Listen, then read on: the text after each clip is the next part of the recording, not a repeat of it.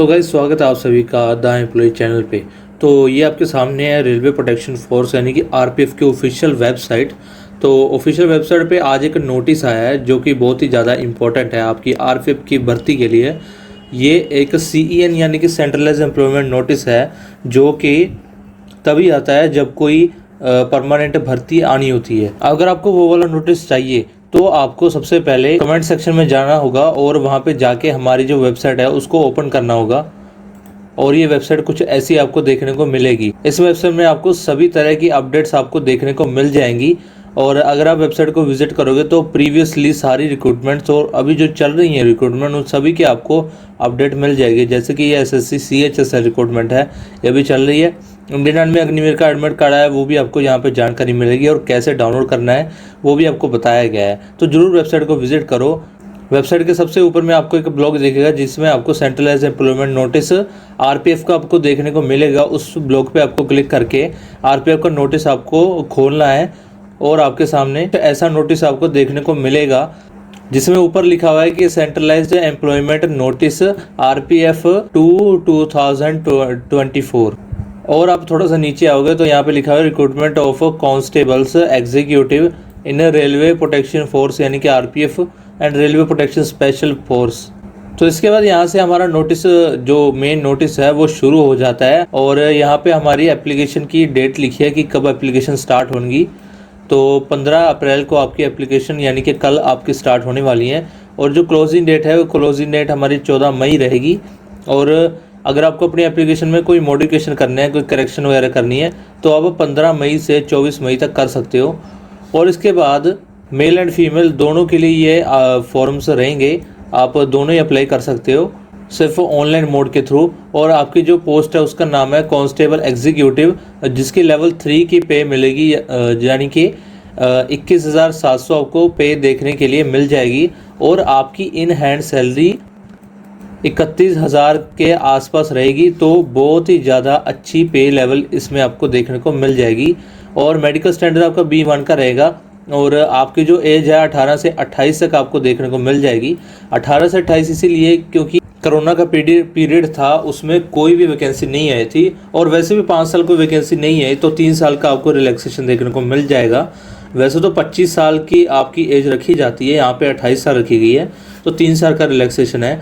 और इसके बाद आपको टोटल वैकेंसीज कितनी निकली है वो निकली है 4208 वैकेंसी आपके टोटल निकली हुई है। उसके बाद आपको एक और चीज़ बताई गई है 10th वाले पॉइंट में।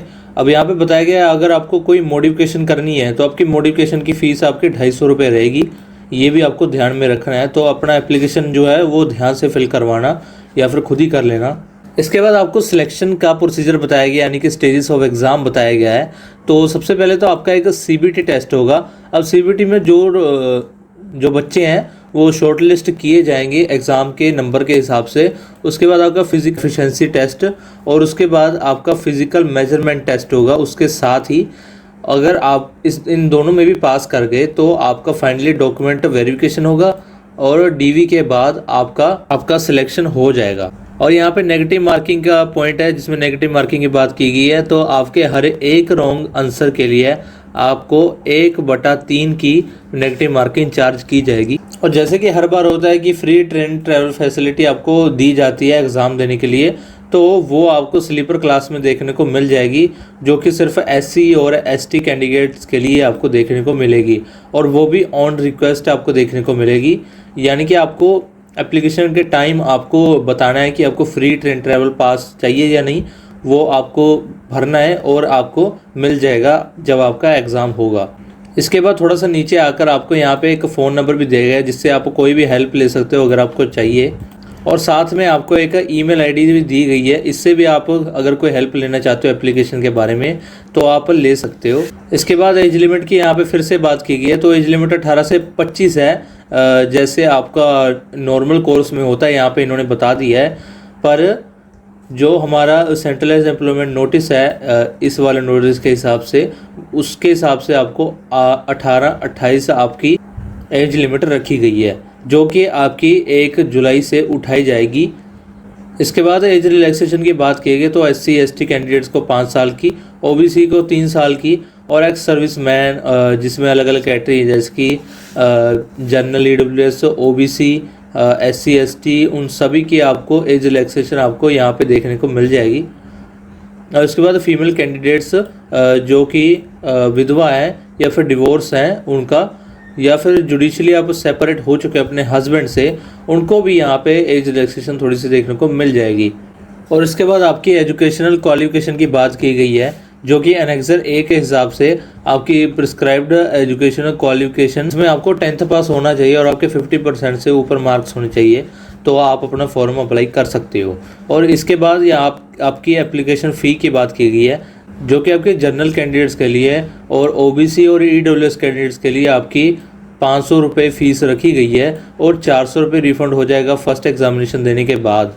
और इसके बाद बाकी जो कैटेगरी रह गई हैं जैसे SC ST ex serviceman, female minorities और EBS कैटेगरीज, EBC कैटेगरीज, उनके लिए 250 रुपये फ़ीस लगेगी जो कि 250 का 250 आपको रिफ़ंड कर दिया जाएगा एग्ज़ाम होने के बाद। तो इसके बाद यहाँ पे आपके जो CBT एग्ज़ाम होगा उसके हिसाब से आपको कुछ जानकारी यहाँ पे दी गई है जो कि आपका एग्ज़ामिनेशन होगा। यहाँ पे बताया गया है कि आपका जो एग्ज़ामिनेशन होगा वो आपका 10th लेवल का ही होगा, यानी कि आपका जो मैट्रिक लेवल में जो कुछ भी आता है उसके हिसाब से ही होगा।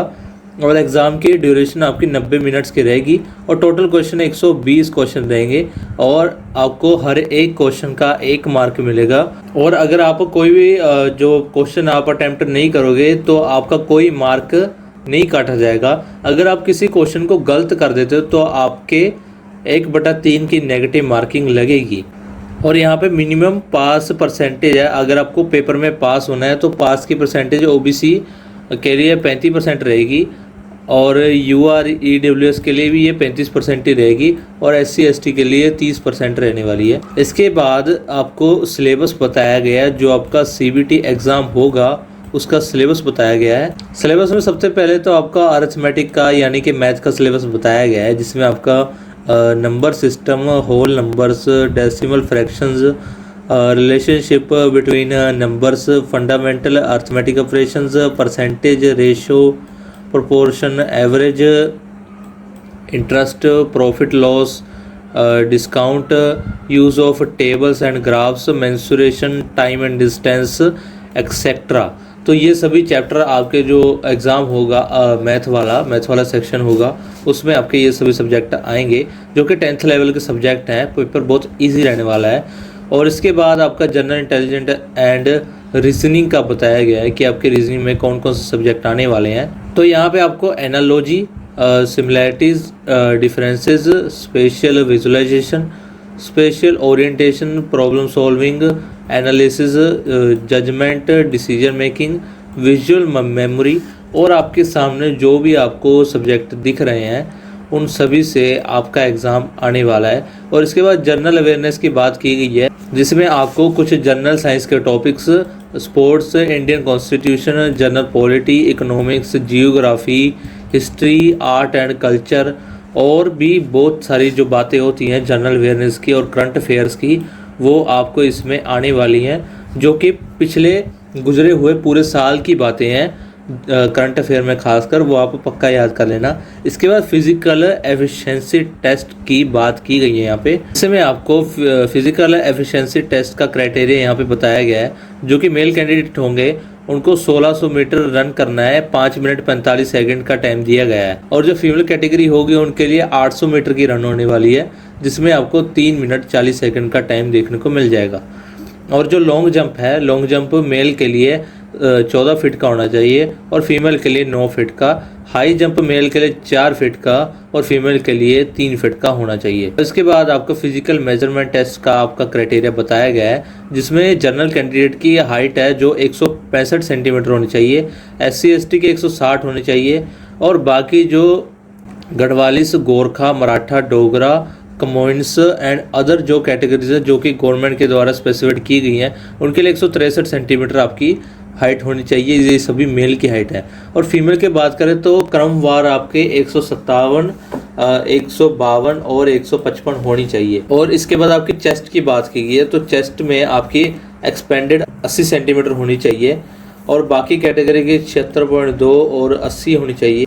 और एक्सपेंड करके आपकी चेस्ट 85 सेंटीमीटर, 81.2 और 85 सेंटीमीटर आपकी होनी चाहिए। और इसके बाद यहाँ पे आपके डॉक्यूमेंट वेरिफिकेशन की बात की गई है, जो कि आपके फिजिकल एलिजिबिलिटी टेस्ट और फिजिकल मेजरमेंट टेस्ट में जो पास कैंडिडेट हो जाएंगे उनको डॉक्यूमेंट वेरिफिकेशन के लिए बुलाया जाएगा और उसमें से कुछ कैंडिडेट शॉर्टलिस्ट करके आपको भर्ती कर लिया जाएगा। इसके बाद यहाँ पे कुछ लिस्ट ऑफ आरआर भी बताई गई है जहाँ पे आपको वैकेंसी देखने को मिल जाएगी। तो ये सभी आरआर भी है जहाँ पे आपको वैकेंसी देखने को मिलेगी। बाकी यहाँ पे आगे थोड़े बहुत फॉर्म्स दिए गए हैं जो कि आपके कैटेगरी वाइज आपके लगेंगे, तो वो आप चेक कर सकते हो। अगर आपको ये वाला सारा नोटिफिकेशन चाहिए और आप इसको डाउनलोड करना चाहते हो तो आपको डिस्क्रिप्शन में और कमेंट सेक्शन के सबसे पहले कमेंट में आपको ये वाली वेबसाइट आपको देखने को मिल जाएगी। इस वाली वेबसाइट पे आपको सबसे पहले ऊपर में एक ब्लॉग दिखेगा, अभी तो नहीं दिख रहा है, अगर आप वीडियो के बाद जाकर देखोगे तो आपको दिख जाएगा। और आपको यहाँ पे सारी भर्तियाँ जो कि अभी चल रही हैं, जैसे कि एसएससी सीएचएसआर, इसके बारे में हमने वीडियो बनाई है, वो भी आप जाकर देख सकते हो। और वेबसाइट को विजिट करके आप ये वाला नोटिस आप डाउनलोड कर सकते हो। एक और बहुत इंपॉर्टेंट बात भाई, हमारे चैनल को जरूर विजिट करना और चैनल को सब्सक्राइब जरूर कर लेना।